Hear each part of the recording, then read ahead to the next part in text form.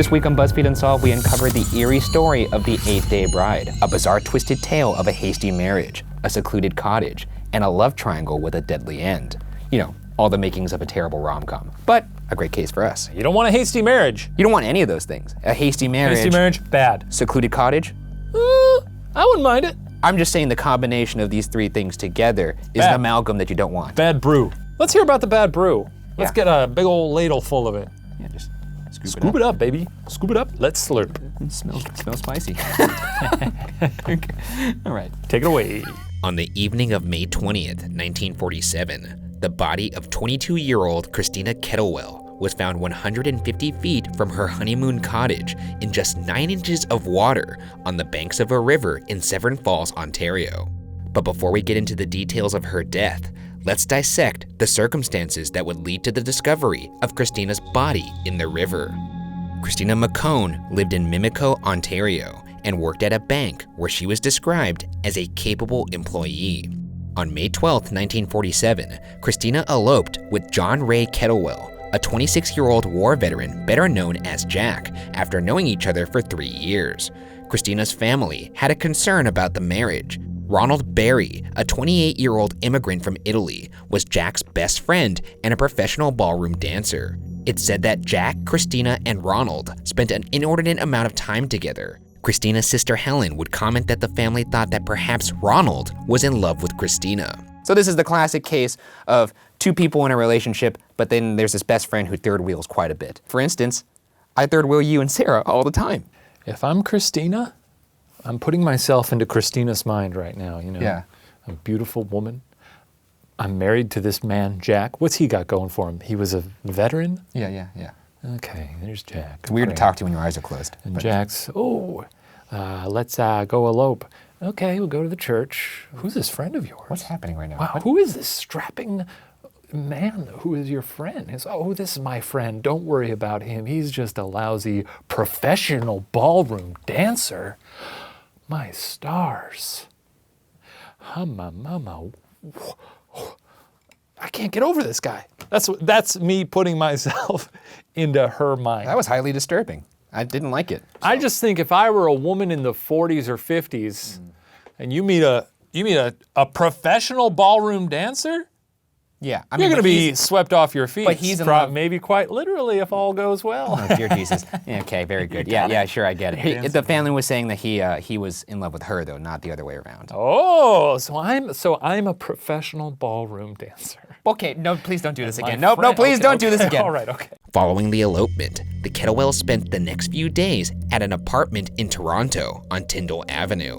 Bizarrely, Ronald joined them for the entirety of their honeymoon, and on May 17th, the trio headed out to Ronald's remote cottage in Severn Falls, only accessible by boat. Now, we could both agree that bringing your best friend along to your honeymoon is an odd choice. That's a little strange because the honeymoon, I've heard, is for sex. Yeah, it's for the sexy time, and he's just sitting there in a chair, Just, eating a peach. we're going to head down to the hot tub after this, or Hey guys, could we get some more beer in here? I'm getting a little thirsty. a little weird. During their time at the cottage, it's reported that Christina began to act out of character. She would go into crying fits, while at other times seemed completely dazed. Evidence suggests that Christina had conversations with Ronald about whether or not Jack truly loved her. On May 20th, Christina disappeared from the cottage, curiously, on the same day that Ronald's cottage mysteriously caught fire. Ronald returned to the cabin to find a disoriented Jack sitting in the cabin with an apparent head injury and pulled him out of the blaze. He looked for Christina, but couldn't find her anywhere in the cottage. Ronald recalled that the cottage burned to the ground in just an hour. He took Jack on a boat to Severn Falls to reach a car to drive him to the hospital and contacted the police. It was then that Ronald discovered that the situation became even worse. That evening, Christina's body was found in 9 inches of water just 150 feet away from the cottage by Melville Sweet, an owner of a boathouse in the area. Her body was free from burns or any signs of violence. An official autopsy found traces of codeine in her stomach, but her ultimate cause of death was declared a drowning. Interestingly, Major Lawrence Scarterfield, who tried to help put out the fire in the cottage, said he saw no signs of Christina's body in the area when he went to fetch water from the river to help with the flames just hours earlier. That's interesting. Maybe this guy's just not good at his job. Or she was moved there later, because her body was found at night, hours later. Oh, I see, okay. If you're arriving to a scene and there's a building on fire, Yeah, I guess your focus is on the burning building. usually people focus on the burning building. That is true. Jack, Ronald, and 20 other people were questioned by police in connection with the case. Jack was interrogated by the police for 3 hours after being released from the hospital, where he was treated for burns, shock, a head injury, and apparent drugging. Seems odd to drug yourself. Again, unless he was just like, let's cover it up. Yeah, some codeine for me as well. That'll puzzle him. That's true. I mean, it's working. I'm puzzled. However, Jack claimed to not remember anything that occurred after 11 a.m. on the day of Christina's death. Ronald was questioned by the police for a grueling 13 hours, in which he provided a 3,000-word statement that the police would describe as, quote, fantastic, end quote. Fantastic. I found that very funny too. Great statement. We all were blown away. What a Just imagine performance. the cops reading it and just finally putting it down like, fantastic. I'm sad it's over. Good read. Wish I could read it all over again. Yeah. Good job, sir. You're free. You ever thought about doing some sci-fi? You signed the back of this? Over there.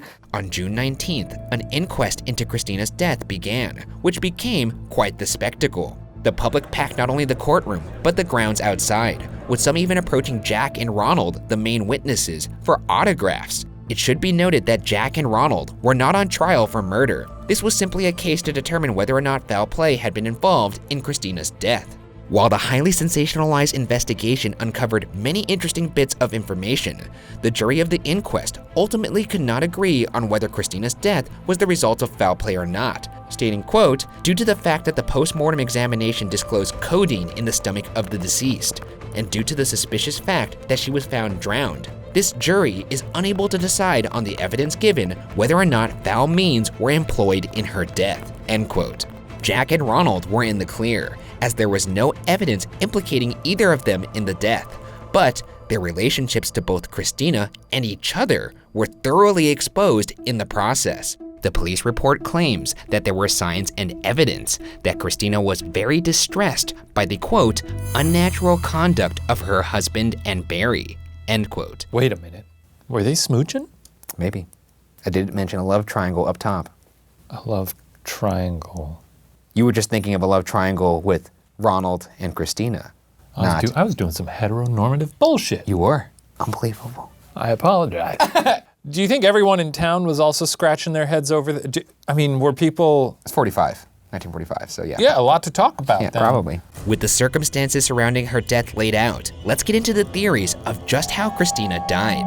The first theory suggests that Christina may have been dealing with mental illness and killed herself. The largest pieces of evidence that Christina may have killed herself are the several suicide notes written prior to her untimely end that were uncovered during the inquest. The first note, written on Easter Sunday before their engagement and about 5 weeks before the wedding, was addressed to Ronald. In it, she writes that she tried to poison herself and talks about, quote, the uncertainty of receiving a proposal, end quote, from Jack. In it, she claims, quote, this will be the best way out, as I cannot bear to see another girl have him, end quote. Jack recalls Christina being sick that day, but claimed in his testimony that he was unaware of the suicide note. She wrote another suicide note at the end of April. This time, her intention as detailed in the note was to not only kill herself, but Jack as well. In this note, also addressed to Ronald, she wrote, quote, when you love someone, you really love him, and I know there is no one for me but Jack, and if I cannot have him, I do not intend anyone else to. I waited, as you might say, in the hope that Jack would ask me to marry him, but I now realize I am just a passing fancy, end quote. The last note was written the day before she died. It was addressed to a Mrs. Thomas, who owned a home in Mimico that Christina and Jack stayed in for a little bit. Once done, Christina asked Ronald to mail the letter for her. She writes, quote, Ronnie is in the boat outside somewhere. By the time he gets back, everything will be all over with. He must have been afraid something would happen because he is staying an extra day to make sure we go back to Toronto with him, end quote. Now I'm suddenly wondering if Ronnie is concerned for these people. I think Ronnie may have sensed something was wrong and was like, oh, maybe that's why I should go on the honeymoon. Maybe Yeah. that's why I should stay an extra day. Her saying he's on the boat or something somewhere. By the time he gets back, it's all going to be done. Yeah. Which I guess you could interpret as many things. She could be talking about a pot roast or something. I'm But I don't think she's talking about going to pot put it roast. out there. I don't think she's talking about I mean, maybe it went bad, it burned down the house. You know, I've almost burned down my apartment trying to make cheesy bread. You could interpret that letter however you want, even though there's 2 letters that precede it that state her intentions pretty clearly. All notes were confirmed by a handwriting expert to have been signed by Christina. Ronald held on to all the notes from Christina, but he never told Jack about them until the inquest. Strangely, Ronald was able to and chose to save the letters from his burning cottage. Okay, if Ronald is in fact innocent, he sees this burning house, it is a little weird that he thinks, oh, let's go find these letters and save them from the fire. I feel like he is so intertwined in their Yeah, their drama. He knows that getting those letters is going to help clear things up for everyone. I would guess he probably saved Jack. Well, it's not Got totally some time, burned better down. grab It's not those letters backdraft that- yet. So, jump back in, grab the letters. Those exonerate me, good. Good, got that. Great. Okay, now where's Christina? I don't know. I know. Maybe I mean, Lunchtime. at that point, I would hope I don't run into her. Yeah. Because if she just knocked him out, set the house on fire, I probably would be imagining the bride from the Haunted Mansion with the hatchet in her hand. Yeah. Furthermore, one newspaper reports that Christina may have been in the cottage when Ronald rescued Jack. In either his testimony or one of his 2 lengthy statements given to the police, Ronald claimed to have returned to the cottage after sunbathing and found Jack with blood on his face and clearly disoriented. However, in this description of the events, Ronald says that Christina was in the cottage too. When Ronald asked what happened to Jack, Christina did not reply and simply stood there with teary eyes. Ronald carried Jack out of the cottage, and when he went back in for blankets, he saw Christina for the last time. He noted a strong scent of coal oil in the living room, and smoke began spilling out of the kitchen about 15 minutes later. Ronald could not find Christina when he returned for her, and he also noted that a weapon or anything that could have been used in Jack's injury was not to be found. This is a completely different account. Drastically different. I'd like to put it out there that the new version of events that is cataloged here, equally confusing. Yeah. It's just still strange. You got to take the newspaper report with a grain of salt, especially because it does make us look at this case in a very different lens. Yeah. While this seems to implicate Christina, it should be noted that this is different from every other telling of the story by Ronald.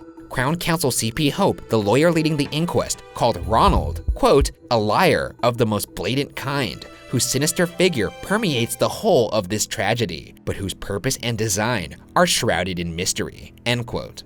This guy's like freaking R.L. Stein. It's a good quote. I'm going to remember that word for word and just start saying that to people. Yeah. You know what? I got to be honest with you. You're a liar of the most blatant kind whose sinister figure permeates this whole tragedy, but whose purpose and design are shrouded in mystery. He might as well have finished that off with In the Twilight Zone. The Yeah. guy's like goddamn Rod Serling. Yeah, it's I like unbelie- it. it's I like unbelievable. it. This brings us to the second theory, that perhaps Jack and Ronald were not so innocent. The first bit of evidence that suggests the duo may have planned this is a series of insurance policies purchased before Christina's death. Jack took out 2 separate life insurance policies on himself and Christina before the marriage. Each 5,000 Canadian dollar policy conveniently contained a double indemnity clause, which would allow the beneficiary to collect twice the amount if the cause of death was accidental, a sum worth around 200,000 US dollars today. Strangely, Ronald was the beneficiary listed on both policies. Ronald had also taken out a 5,000 Canadian dollar insurance policy on his cottage that would later mysteriously burn down and named Jack as his beneficiary. It should be noted that Ronald had failed careers in both construction and insurance. Additionally, the inquest revealed that Jack had given his war gratuity, a payment to Canadian servicemen when discharged, to Ronald, and that Jack had removed all of his family from his will for reasons unknown. That's interesting. So they both file these insurance claims and list each other as the beneficiaries for a situation that seems very outlandish that just somehow happens shortly after they file these policies. Could just be bros, you know?